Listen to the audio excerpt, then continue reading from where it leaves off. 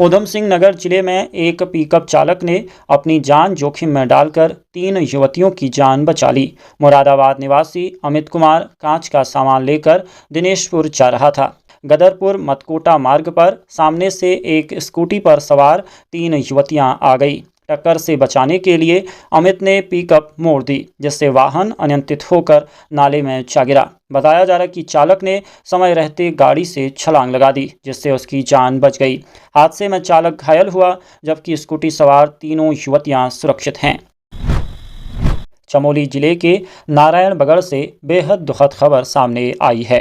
सरकारी अस्पताल परिसर में क्षतिग्रस्त बाउंड्री वॉल गिरने से चिकित्सा प्रभारी डॉक्टर नवीन चंद्र डीमरी गंभीर रूप से घायल हो गए। बताया जा रहा है कि वो दीवार की मरम्मत कार्य का निरीक्षण कर रहे थे, तभी दीवार अचानक भरभरा कर नीचे गिर गई। हादसे के बाद लोगों ने उन्हें मलबे से बाहर निकालकर अस्पताल पहुंचाया। गंभीर हालत में उन्हें हायर सेंटर रेफर किया गया, लेकिन रास्ते में ही उन्होंने दम तोड़ दिया। बताया जा रहा है कि ये दीवार 25 जून की भारी बारिश के बाद क्षतिग्रस्त हुई थी और उसकी मरम्मत का कार्य चल रहा था। चंपावत जिले के मंच तामली रोड पर शनिवार सुबह दर्दनाक सड़क हादसा हो गया। 20 वर्षीय दीपक जोशी निवासी मोराड़ी बनलेख टिप्पर की चपेट में आने से मौके पर मौत हो गई। बताया जा रहा है कि हादसा घटोत्कच मंदिर के पास हुआ, जहां स्कूटी टिप्पर के पिछले पहिए की चपेट में आ गई।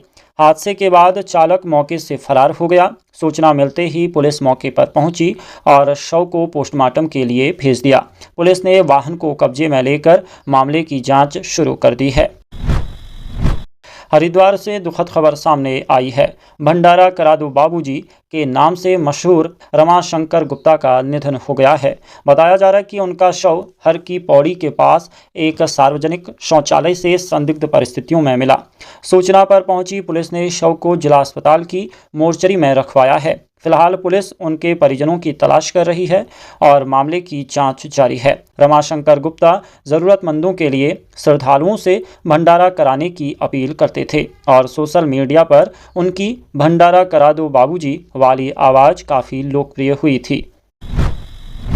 अल्मोड़ा पुलिस ने भटकी हुई एक महिला को सुरक्षित उसके परिजनों से मिला दिया। 9 जुलाई को डायल 112 पर सूचना मिली थी कि एक महिला साईं मंदिर के पास भटक रही है। महिला पुलिस टीम ने उसे सुरक्षित वन स्टॉप सेंटर पहुंचाया और उसकी पहचान के प्रयास शुरू किए। अगले दिन महिला की पहचान गीता देवी निवासी बाड़ेछिना के रूप में हुई। इसके बाद पुलिस ने परिजनों से संपर्क कर महिला को उसकी सास आनंदी देवी के सुपुर्द कर दिया। महिला के सुरक्षित मिलने पर परिजनों ने अल्मोड़ा पुलिस का आभार जताया।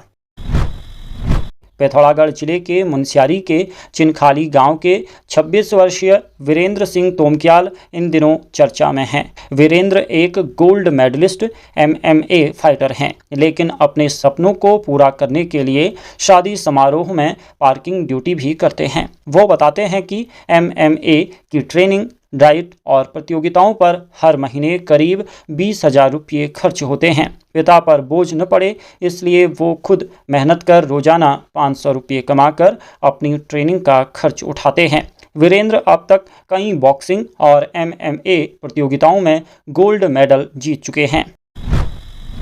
अल्मोड़ा के कर्नाटक खोड़ा स्थित डाइट खेल मैदान में खिलाड़ियों के लिए आधुनिक खेल सुविधाएं विकसित की जा रही हैं। मैदान में 3 cricket pitch, high master light, दर्शक दीर्घा, CCTV और 4 दीवारी का निर्माण अंतिम चरण में है। शनिवार को पूर्व दर्जा मंत्री बिट्टू कर्नाटक ने निर्माण कार्यों का निरीक्षण किया। उन्होंने अधिकारियों को गुणवत्ता के साथ समय पर काम पूरा करने के निर्देश दिए। उन्होंने कहा कि इन सुविधाओं से स्थानीय खिलाड़ियों को बेहतर अभ्यास का माहौल मिलेगा और उन्हें दूसरे शहरों पर निर्भर नहीं रहना पड़ेगा।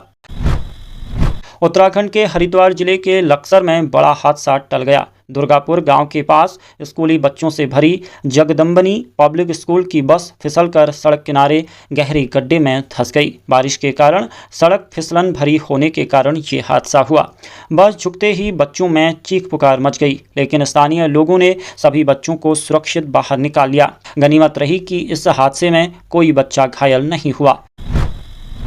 अल्मोड़ा के जागेश्वर धाम में 16 जुलाई से शुरू होने वाले श्रावणी मेले की तैयारियां अंतिम चरण में पहुंच गई हैं। शनिवार को जिलाधिकारी अंशुल सिंह ने जागेश्वर, वृद्ध जागेश्वर और गुरड़ाबांज क्षेत्र का स्थलीय निरीक्षण किया। मुख्यमंत्री पुष्कर सिंह धामी के प्रस्तावित दौरे को देखते हुए अधिकारियों को सभी व्यवस्थाएं समय पर पूरी करने के निर्देश दिए। डीएम ने स्वच्छता, सुरक्षा, पार्किंग, पेयजल, बिजली और चिकित्सा सुविधाओं का भी जायजा लिया। अल्मोड़ा के रानीखेत क्षेत्र के ऐना गांव में हुए सनसनीखेज हत्याकांड में पुलिस ने आरोपी जगत सिंह बोरा को गिरफ्तार कर लिया है।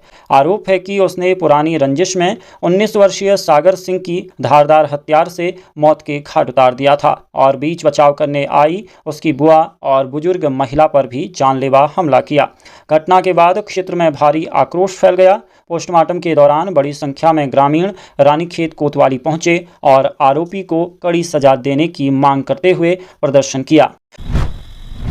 अल्मोड़ा में अखिल भारतीय विद्यार्थी परिषद ने परीक्षा परिणामों में देरी के विरोध में प्रदर्शन किया। कार्यकर्ताओं ने विश्वविद्यालय के परीक्षा नियंत्रण का पुतला फूंक कर नाराजगी जताई। एबीवीपी का आरोप है कि लॉ, पीजी समेत कई पाठ्यक्रमों के परिणाम लंबे समय से लंबित हैं। परिषद ने जल्द परीक्षा परिणाम घोषित करने की मांग की है।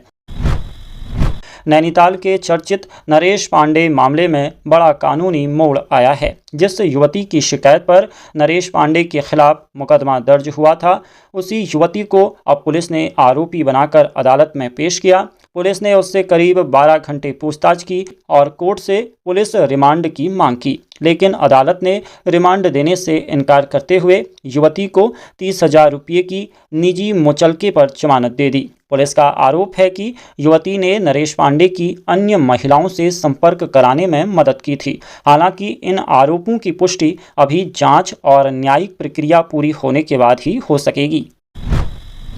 अल्मोड़ा के एनटीडी मैदान में रात्रिकालीन एनटीडी प्रीमियर लीग का सेमीफाइनल मुकाबला खेला गया। मुख्य अतिथि के रूप में पार्षद अर्जुन सिंह बिष्ट चीमा ने खिलाड़ियों से परिचय लेकर मैच का शुभारंभ किया। सेमीफाइनल में कसार वॉरियर्स ने पहले बल्लेबाजी करते हुए 122 रन बनाए। जवाब में अल्मोड़ा वॉरियर की टीम 39 रन पर सिमट गई। पार्षद अर्जुन सिंह बिष्ट ने खिलाड़ियों का उत्साह बढ़ाते हुए कहा कि खेल युवाओं में अनुशासन और टीम भावना विकसित करते हैं।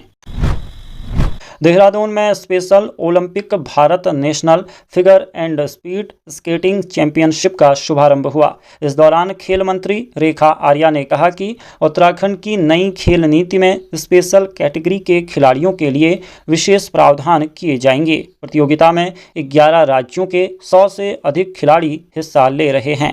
रेखा आर्या ने कहा कि सरकार इन खिलाड़ियों को बेहतर प्रशिक्षण सुविधाएं और आर्थिक सहयोग देने के लिए प्रतिबद्ध हैं। उन्होंने उम्मीद जताई कि उत्तराखंड के खिलाड़ी भविष्य में अंतर्राष्ट्रीय स्तर पर भी देश का नाम रोशन करेंगे।